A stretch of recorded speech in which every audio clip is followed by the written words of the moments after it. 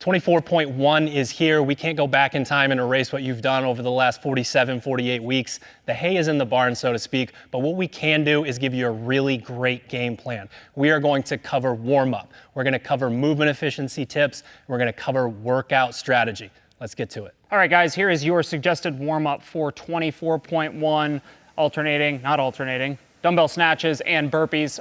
We always start with a sweat check. So for this workout, a little bit shorter, a little bit more, a little bit gnarlier kind of metabolic demand. We're gonna go 4 minutes on a C2 bike, 4 minutes on a rower, 4 minutes on a ski erg. Ultimately, it doesn't matter too much which order the machines go in, but I do strongly recommend mixing in the ski erg and the rower, because there's a good bit of upper body demand in this workout along with kind of the lungs that you're gonna get. Okay, and in general, we go from a really moderate, easy, conversational pace and slightly pick it up over the course of this 12 minutes.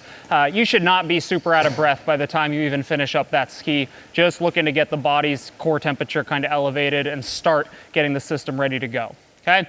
Once we go from there, we're gonna go into some movement prep and activation. Again, here's a suggested sort of set of movements here, but in general, we're looking at kind of glutes and hamstrings and low back, and then our upper body and shoulder area. So whatever movements that work for you in that sort of regard, go with that. But we have 20 single leg glute bridges on each side, 20 banded good mornings, and then 20 light double dumbbell presses. Again, making sure that upper body gets warm for kind of all the pressing and grip intensive work in this workout. And then finally, a primer. This is definitely the kind of workout where we want to jack that heart rate up in the warm-up beforehand.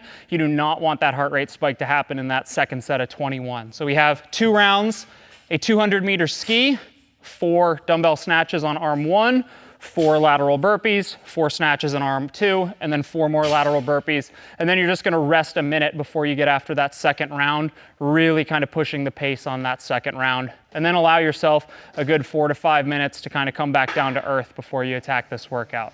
Last thing I'll say on this one, if this is the kind of workout that makes you a little bit nervous because it's real gas tank, not a lot of skill, just fucking get after it. Take your time moving through this stuff. Make sure you feel good after each section. Take an extra minute on each kind of machine if you need a little bit more time to get that heart rate up. Do a little bit of extra movement prep if your low back gets tight after a whole bunch of dumbbell snatches.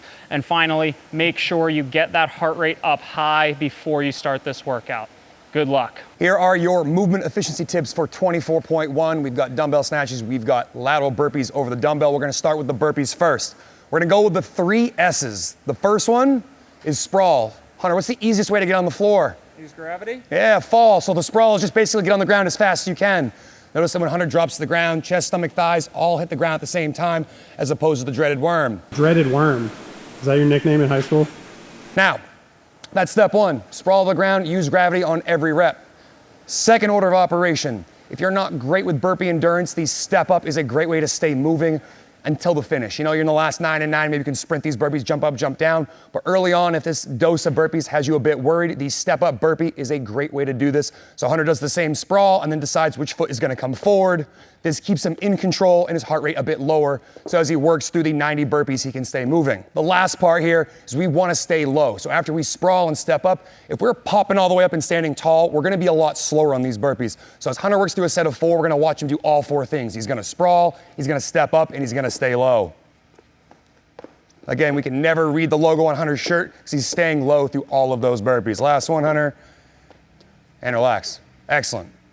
Last but not least, we don't want to be looking for where our feet have to go in every single burpee, so it's a good idea that every time you lay down for these lateral dumbbell burpees, that your hands are clearly in front of the dumbbell, not in line with them, because then you're gonna have an awkward step up to get up and over each time. Moving on to the dumbbell snatch. Hunter's gonna get over the top of it, and he's gonna make sure he's not doing the old bend and snap. Hunter, can you just hinge at the waist, be in a really poor position with your butt high and your head low? If you do this, you're gonna roast your lower back, and if you plan on doing anything else the rest of the open with a nice back, that's not the right position. So instead, Hunter's gonna push the knees out, sit the hips down, and have the chest tall. So in every rep as he cycles, so let's go 3, Hunter. We're gonna notice every time the dumbbell comes down, the knees push out, hips sit back down. Excellent, last one, great. Second tip, keep the dumbbell close on the way up and down. The further that dumbbell travels away from your body, the longer it takes to get up overhead, and the more energy you have to use to get it from the ground to overhead, and you've got 90 of them. So again, Hunter's gonna think about zipping a coat on the way up and down. Hand stays close to the body on every single rep. Good, relax. Last thing, and this has to do with the fact that you might have to do a bigger set of dumbbell snatches on one arm than you've ever done in your life, the 21, the 15, and 9. If this dumbbell gets you a little nervous and you need a little bit more help from your hips to move that heavy weight, especially in that dose, setting the dumbbell a little further back between the legs will allow you to close the hip a bit more, which means you can throw those hips aggressively open, giving you a little bit more endurance on these big sets of single arm dumbbell snatches. So again, as Hunter brings the dumbbell down, he's aiming a little further back between his legs on each rep. So again, in the burpees, sprawl, stay low, step up, and then last but not least, make sure the hands are in front of the dumbbell so you're not looking for it. And then in the dumbbell snatch, we wanna make sure we push the knees out, get the hips low, keep the dumbbell close on the way up and down. And then last but not least, if it feels heavy, stick that dumbbell a little further back between the legs so you can get a little bit more from the hips. 24.1 is a classic CrossFit couplet. Most athletes are gonna fall between that 7-minute time domain and 10-minute time domain, something you're probably very used to. Burpees and snatches, also something you're very used to. I have a little bit of information here in terms of 2 seconds per rep on average is gonna get you a 6-minute time, 2.5 seconds per rep, 7 minutes, 3 seconds per rep, 9 minutes. Why do I reference that? Do I want you to make a grid of 360 spaces and have your judge check off each one? No, I don't, but it really just tells you that this is actually a pretty wide range of fitness, but just adding that 1 second per rep is gonna change your score a lot. And that brings us to our first point, that's saddle the Bronco. So many people, 24.1, coach, load me into the Evel Knievel Canyon, turn on Rage Against the Machine and blast me into the fucking roof. No, don't do that, right? Frantic movement will make 2 seconds 2.1 or 2.5, 2.7. We don't want that at all. So you really want to think about keeping it together, especially in the 21s. If you're able to do that, then you're going to be able to push in the 15s and you're going to be able to stomp the gas pedal in the 9s. That is what we're looking for. Also want to erase transitions, okay? You're going to be going through this workout, and as you jump over the dumbbell, you're going to step across, stick your hand between your legs, and start doing dumbbell snatch. There almost aren't even transitions, right? You're at the affiliate, and you're going to be able to stay on one mat and do the entire workout here. Last but not least, make it look boring. We already talked about movement efficiency. Think about those things while you're warming up.